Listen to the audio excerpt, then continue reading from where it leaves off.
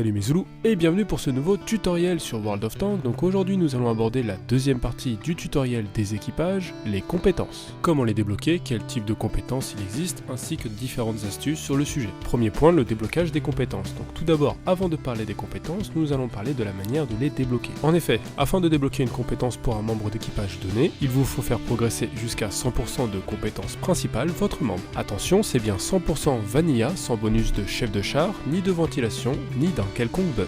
Deuxième point, une fois que votre équipage a atteint les 100%, vous aurez le choix entre plusieurs types de compétences. Les compétences actives dès le début qui augmentent votre bonus au fur et à mesure de vos batailles. On peut notamment citer la longue vue, la conduite souple ou le mentor. Les compétences actives dès le début et qui augmentent votre bonus au fur et à mesure de vos batailles, mais qui se basent sur une moyenne de tout votre équipage. Par exemple, si vous avez 4 personnes dans votre équipage et que seulement 2 ont la compétence camouflage à 100%, vous ne profiterez que de 50% de camouflage en plus. Les aptitudes qui deviennent actives une fois qu'elles ont atteint 100%, et pour finir, l'aptitude qui devient active si tous les membres d'équipage la possèdent à 100%. Si vous voulez augmenter rapidement l'une des compétences d'un de vos membres d'équipage, il existe un bouton augmenter. Pour cela, cliquez droit sur le membre d'équipage concerné, dossier personnel, puis augmenter. À savoir que lorsque vous faites cela, vous dépensez votre expérience libre. Dans le même sujet, si vous souhaitez augmenter vos compétences rapidement, il est possible d'activer des buffs via les réserves personnelles. Pour cela, cliquez dans le coin en haut à gauche, là où il y a votre pseudo, puis cliquez sur l'une des cases de réserve personnelle. Sélectionnez un buff qui augmente l'expérience d'équipage, puis cliquez sur activer. Pour rappel, ce genre de buff se gagne en faisant des missions quotidiennes ou lors d'événements, notamment celui de Noël. Il est aussi possible, via la compétence mentor de votre chef de char, d'augmenter légèrement l'XP reçu par les autres membres d'équipage. Passons aux astuces, donc admettons que vous vous soyez trompé dans le choix d'une compétence, il est tout à fait possible de réinitialiser votre choix. Pour cela, allez dans le dossier personnel de votre membre d'équipage, puis sélectionnez réinitialisation. A savoir que si vous faites cela, votre membre va perdre une partie de l'expérience qu'il a gagnée. Autre astuce liée à la première, plutôt que de sélectionner en première compétence une aptitude, préférez plutôt une compétence qui sera donc activée dès le début de l'apprentissage. Vous pourrez toujours la réinstaller plus tard, à savoir que comme je l'ai dit au-dessus, vous perdrez une partie de l'expérience de votre membre. Une bonne pratique est donc d'attendre que votre deuxième compétence soit dans les environs de 50% pour pouvoir directement avoir la première compétence à 100%. Troisième astuce, il arrive parfois que dans certains chars, il y ait un membre d'équipage qui occupe 2 postes. Vous aurez donc accès aux compétences des 2 postes en question. Une mauvaise pratique est d'apprendre à ce membre d'équipage des compétences de poste différents de son poste principal. Pourquoi ? Tout simplement parce que lorsque vous voudrez le transférer vers un autre char, il est possible que le second poste soit pris par un autre membre, ce qui rendra l'apprentissage de la compétence inutile. Quatrième astuce, certains chars ont parfois 2 membres d'équipage pour le même poste. Si cela arrive, il faut faire attention à ne pas prendre 2 fois la même aptitude car l'effet ne se cumule pas. De même que si 2 membres ont la même compétence, il n'y aura que la compétence la plus élevée qui sera active. Maintenant que nous avons parlé des différentes compétences et astuces, passons aux compétences conseillées par type de char. Commençons par les chars légers. En première compétence, pour tout l'équipage, je vous conseille le camouflage que vous pourrez par la suite modifier lorsque la compétence sera à 100%.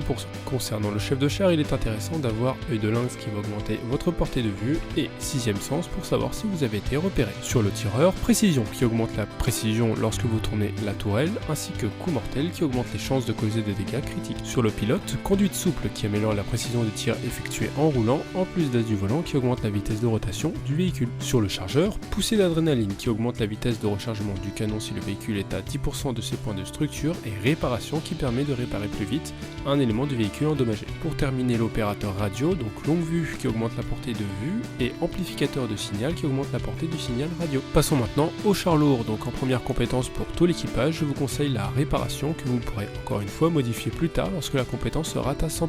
Sur le chef de char, il est intéressant d'avoir œil de lynx et multitâche qui permet de remplacer un membre d'équipage blessé. Sur le tireur, il est intéressant d'avoir précision et coup mortel. Sur le pilote, pilote tout-terrain qui réduit la résistance au sol et as du volant qui va augmenter la vitesse de rotation du véhicule. Sur le chargeur, poussée d'adrénaline ainsi qu'intuition qui permet d'avoir une chance de charger la bonne munition lors d'un changement de type d'obus. Et l'opérateur radio qui utilisera longue vue et amplificateur du signal. Passons maintenant aux chars moyens. Donc les chars moyens sont un peu particuliers. Si vous êtes plutôt un char moyen au corps à corps, vous pouvez prendre les compétences prises pour les chars lourds. Si au contraire vous jouez plutôt comme un léger, alors prenez les compétences de chars légers. Continuons sur les chasseurs de chars. En première compétence pour tout l'équipage, je vous conseille le camouflage. Sur le chef de char, il est intéressant d'avoir œil de lynx et 6ème sens. Sur le tireur, précision et coup mortel. Pour le pilote pilote tout-terrain ainsi que as du volant, concernant le chargeur, râtelier sécurisé ainsi que poussée d'adrénaline, et pour finir sur l'opérateur radio, longue vue ainsi que amplificateur du signal. Passons maintenant au dernier type de char, les artilleries. En première compétence pour tout l'équipage, je vous conseille le camouflage encore une fois,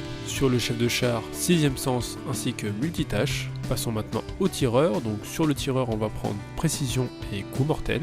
Sur le pilote, pilote tout-terrain ainsi que as du volant, concernant le chargeur, poussée d'adrénaline et râtelier sécurisé. Et pour finir sur l'opérateur radio, longue vue et amplificateur de signal. Bien entendu, ces conseils ont pour but de vous donner une bonne base, mais comme chaque char dans World of Tanks est différent, il faut normalement adapter les compétences de vos membres d'équipage en fonction de ceci. Afin de vous aider à faire votre choix, il existe le site VB Addict qui détaille char par char à quelle proportion est utilisée une compétence. Pour l'exemple, nous prendrons le Tigre 2. Tout d'abord, nous allons aller dans l'onglet Statistiques, puis Tank Statistiques Grid. Sélectionnez via la barre de recherche le Tigre 2, puis accédez à l'onglet Crew. D'ici, on peut observer que par exemple la compétence Réparation est utilisée par 60% des joueurs. On peut donc en déduire que c'est une compétence cohérente pour ce char. Alors attention, ce n'est pas parce que 60% des joueurs utilisent la compétence que vous devez forcément l'utiliser. Tout dépend de votre manière de jouer. Ceci doit être utilisé comme un outil et non comme la bonne méthode à appliquer. C'est déjà la fin de cette vidéo, j'espère qu'elle vous aura plu. N'oubliez pas le petit pouce bleu si ça vous a aidé. Et si vous voulez suivre la chaîne, abonnez-vous. Quant à moi, je vous dis see you pour de prochaines vidéos.